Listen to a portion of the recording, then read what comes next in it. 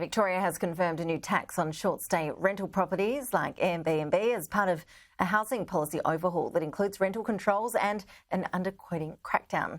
Live now to our Victorian political reporter, Simon Love. Simon, just take us through some of the main features of this housing statement we've seen today. There's a lot of headlines out of this, Ash, but I think one of the biggest physical changes that Victorians will notice out of this housing statement is these iconic towers behind me, which are on Flemington Road. They were locked down during COVID to stop the spread of the virus.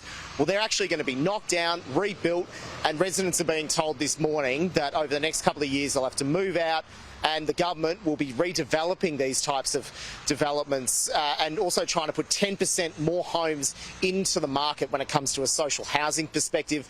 That will aim towards an 800,000 new home target over the next decade. We've also had confirmed in this housing statement a tax, a 7.5% tax on short-stay properties in Victoria. The Premier denies that this is the worst tax on short-stay properties in the world, pointing to California for a similar sort of case study, but he faced pretty strong questions about why these properties are being taxed.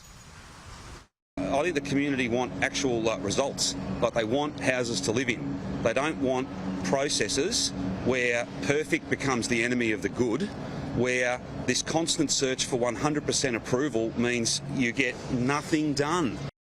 Now let's have a listen to the exchange between some reporters at the news conference that argued that this new levy on short-stay properties could be the highest in the world. The government's really pushing back on this one.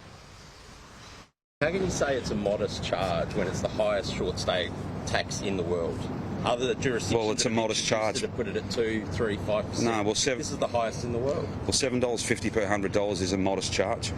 It's not modest. It's a modest charge, and I'll say it 100 times if you want. We may not agree on that, but it's a modest charge. Okay, so also in this housing statement, there'll be a new building monitor. Greater powers too for the Victorian Planning Minister so they can expedite projects across the state, taking powers away from councils and as well the tribunal in Victoria, VCAT. There'll also be more rights for renters. There's no rent caps or rent freezes as part of this, but it'll make the process a little bit smoother for renters, as well for broader property surveyors out there on the market trying to find a property.